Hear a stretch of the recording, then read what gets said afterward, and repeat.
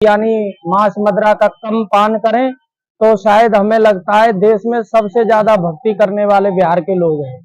तो इसलिए हमारा सबसे निवेदन ये है कि थोड़ा आचार और विचार और आहार को सुधारें तो भगवान की कृपा में आप सबसे आगे। भागवत कथा सुनने से ये लाभ मिलता है, भागवत हमें जीवन का मार्ग बताती है कि हमें जीवन में क्या करना है। भागवत के 4 शब्द हैं। पहला शब्द है भा। भा माने व्यक्ति को, भा माने भक्ति मिलती है। गा दूसरा शब्द आता है गा। गा माने ज्ञान मिलता है। तीसरा शब्द है बा। बा माने वैराग्य की प्राप्ति होती है। और जब व्यक्ति के अंदर भक्ति, ज्ञान और वैराग्य प्राप्त हो जाते हैं तो चौथा शब्द आता है ता। व्यक्ति तर जाता है।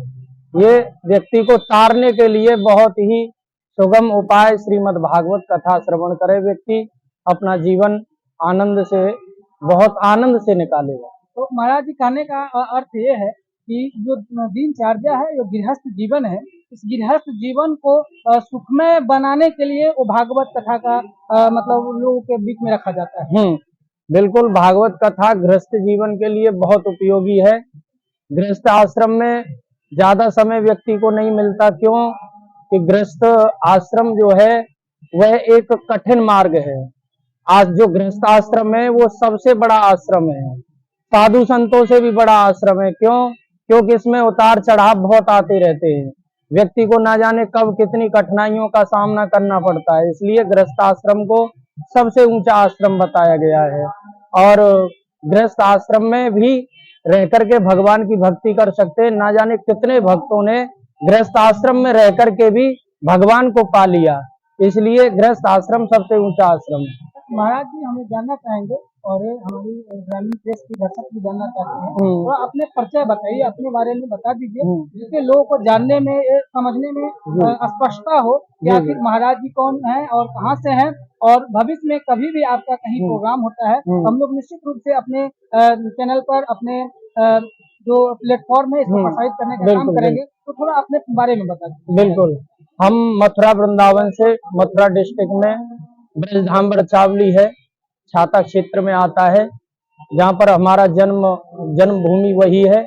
वहीं से हम बाहर जगह जगह श्रीमद् भागवत कथा वाचन के लिए जाते हैं और बड़ी श्रद्धा से। बिहार में तो हम एक साल में कम से कम 4-5 बार तो आवश्यक ही है, आना ही होता है। सीतामढ़ी क्षेत्र में समझ लो, दरभंगा क्षेत्र में समझ लो, समस्तीपुर में समझ लो, आसपास आते ही रहते हैं।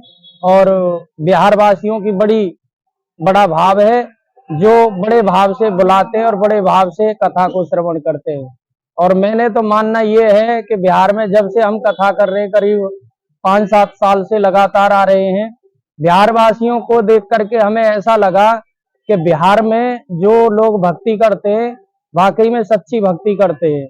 अगर ये थोड़ा सा अपना सुधार और कर ले, थोड़ा अवक्ष पदार्थी यानी मांस मदिरा का कम पान करें तो शायद हमें लगता है देश में सबसे ज्यादा भक्ति करने वाले बिहार के लोग हैं। तो इसलिए हमारा सबसे निवेदन ये है कि थोड़ा आचार और विचार और आहार को सुधारें तो भगवान की कृपा में आप सबसे आगे हैं। तो महाराज जी आपके अनुसार मतलब कहीं न कहीं बिहार वासी धर्म और संस्कृति और भक्ति भाव में कहीं आगे हैं, लेकिन समस्या ये है कि वो उनका जो व्यवहार है, आहार है, आहार कहीं न कहीं वो मांसाहार अशुद्ध हो रहा है। इसको ठीक कैसे किया जा सकता है महाराज? उसमें देखो थोड़ा ये है, तुलसी धारण करें, थोड़ा भगवान के प्रति मुड़े तो धीरे धीरे अपना मन अपने आप बुरी वस्तुओं से हटने लग जाएगा। थोड़ा थोड़ा पहले प्रयास करें, भगवान के मार्ग को अपनाएं। जब भगवान के मार्ग पे आप चलने लग जाओगे तो अवश्य धीरे धीरे बुरे व्यसनों से आपका मन हट जाएगा। महाराज जी हम एक सवाल, आप बड़ी आदर पर सम्मान पूर्वक हमें सवाल करना चाहते हैं आपसे कि आज के डेट में ब्रह्मचर्य और गृहस्थ जीवन में क्या अंतर है और बेहतर कौन है? बेहतर देखो गृहस्थ जीवन है जिसमें अनेकों कठिनाइयां होते हुए भी गृहस्थी आराम से बहुत ही सुगम उपाय है। अगर जीवन में भगवान के प्रति आप रहोगे तो गृहस्थ आश्रम भी बहुत अच्छा आश्रम है। इसमें आप प्रत्येक प्राणी की रक्षा कर सकते हो, गृहस्थ आश्रम में रह करके अपने जीवन को सुधार सकते हो। गृहस्थ आश्रम में रह करके भगवान और भक्ति को कैसे प्राप्त करें? भगवान की भक्ति ऐसे ही है, धीरे धीरे आप सन्मार्ग पर चलो, दया भाव रखिए, प्रेम भाव रखिए, तो धीरे धीरे आपका मन जो है भगवान की तरफ हो जाएगा।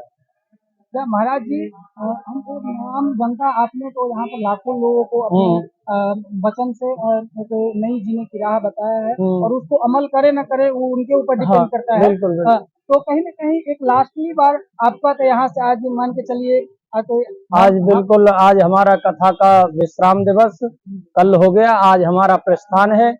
भगवान की कृपा से हम सभी को आशीर्वाद ऐसा देते हैं, भगवान से प्रार्थना करते हैं कि आपके मनोरथों को सिद्ध करे, भगवान आपको ऐसे ही आनंद में रखे और फिर ऐसे ही आते रहे, और सबका हमारी वाणी के द्वारा, भगवान के संकीर्तन द्वारा सबका कल्याण होता रहे, यही इच्छा है।